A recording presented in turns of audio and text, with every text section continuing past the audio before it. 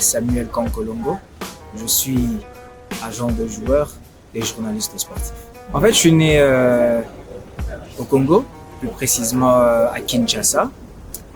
Ça fait plus de 15 ans que je réside en Afrique du Sud et c'est là que mes débuts ont commencé en tant que journaliste sportif et aussi agent de joueurs. En fait, je suis arrivé en Afrique du Sud en 2010, juste après la Coupe du Monde au mois de septembre. J'avais 15 ans quand je suis arrivé. L'intégration n'était vraiment pas facile parce que je viens d'un pays où on parle français.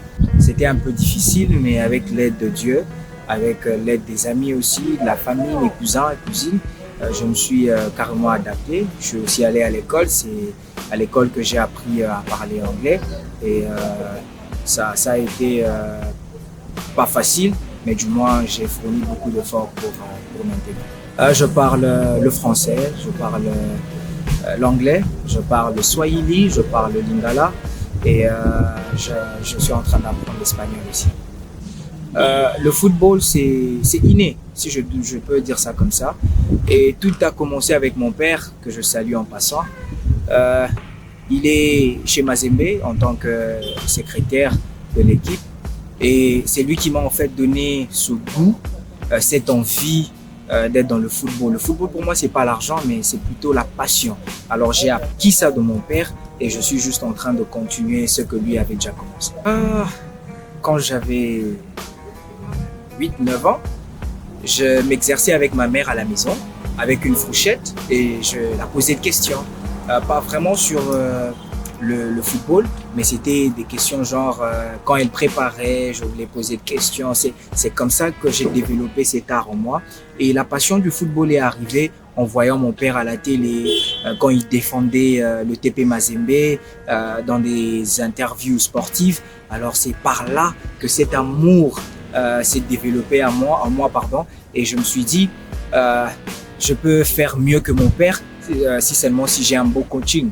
Et Dieu merci, il m'a coaché et je me suis coaché moi-même en regardant des grands journalistes sportifs comme Monsieur Robert Marawa qui est un Sud-Africain et d'autres journalistes aussi qui m'ont beaucoup inspiré comme le Thomas Milambo, et j'ai eu à développer cet amour à travers ces genres de journalistes. Le métier d'agent de joueur est venu comment? Je me rappelle une fois, le joueur Trésor Mputu, c'est mon père qui l'a découvert et c'est mon père qui l'a fait emmener chez Mazembe.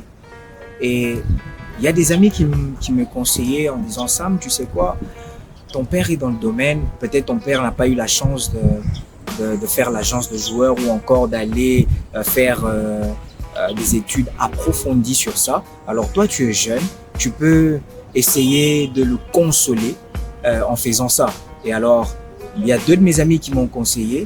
C'est comme ça que je me suis réveillé un matin. J'ai dit, OK, c'est bon. Pourquoi ne pas faire une formation avec la FIFA et aussi avec la Fédération congolaise de football? C'est après avoir fait ma formation avec la Fédération congolaise de football que j'ai eu à vendre mon premier joueur en Afrique du Sud, dans l'équipe de Stellenbosch. C'était comme un rêve. Donc, c'était un rêve pour moi qui s'est réalisé. Et je me rappelle ce soir-là, j'ai passé toute la nuit en train de jubiler, en train de danser. Donc, c'est un peu ça. L'Afrique du Sud n'envie vraiment pas l'Europe.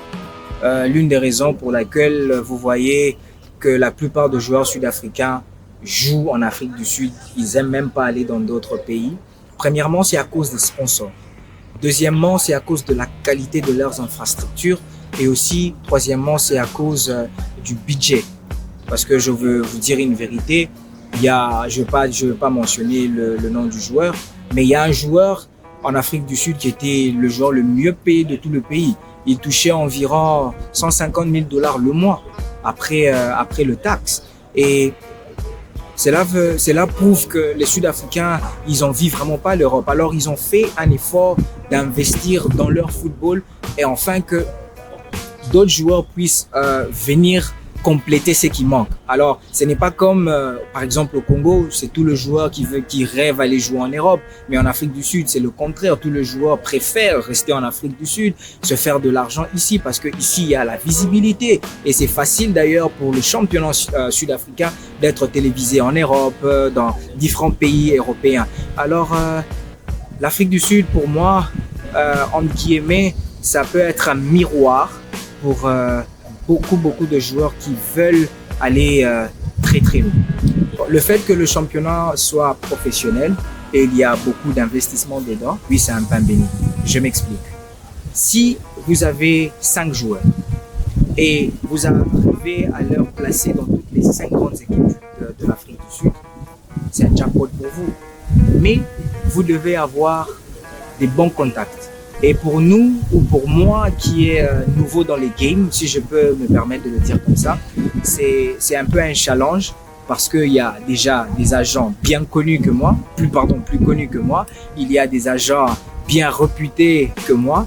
Alors, c'est un peu difficile, mais avec le service ou encore avec la qualité de joueur que j'ai, et quand j'approche une équipe, ils regardent et c'est comme ça qu'ils me donnent la chance de faire venir 1 ou 2 pour faire un test.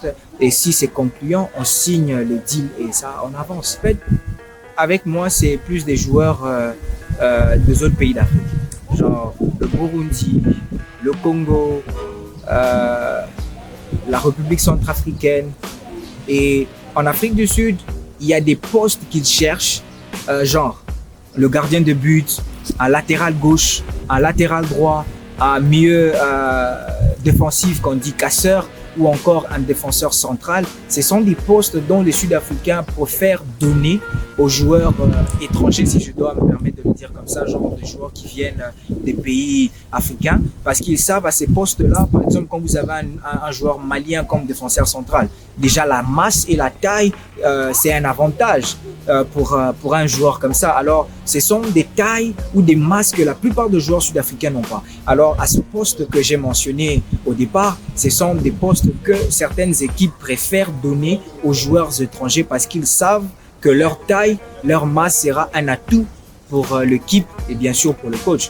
Bien sûr que le métier d'agent fait rêver parce que quand on se dit certaines vérités, il y a beaucoup d'argent dans ce métier. Ça revient à ce que j'ai dit au départ. Si tu as de bons contacts, tu avances. Mais si tu n'as pas de bons contacts, tu peux avoir le 10 meilleurs joueurs de la planète. Mais qui va te les prendre parce que tu n'es pas connu. Premièrement, ce n'est pas l'argent, mais premièrement, c'est la passion, la patience aussi qui doit jouer. Parce que si tu es patient, tu continues à frapper, à voir des clubs, à essayer de rencontrer des présidents de clubs, c'est en ce moment-là que nous pouvons dire que le métier d'agent de joueur fait rêver. Mais si vous n'êtes pas patient, vous voulez carrément avoir de l'argent, vous voulez carrément placer un joueur, alors là, il y a un dilemme. Parce que comment allez-vous placer un joueur dans une équipe sans être connu ou encore sans avoir un diplôme d'agent de joueur FIFA? Alors là, si vous avez toutes ces choses-là bien mises en place, je peux répondre avec assurance que le métier d'agent de joueur vous fera sourire et rêver aussi. Le conseil que je passerai à la jeunesse qui aimerait devenir professionnel dans le football ou encore dans l'agence de joueurs. Premièrement, c'est aimer d'abord la chose. Deuxièmement, c'est d'être patient parce que l'amour de la chose et la patience vont en commun. Si vous aimez la chose et vous êtes patient, bien sûr que vous allez manger le fruit de votre patience. Mais si vous voulez seulement devenir professionnel sans être patient, alors là, il serait mieux de chercher un autre métier. Dans le métier du football, pour être connu, pour avancer, pour aller loin, ces 2 choses sont primordiales.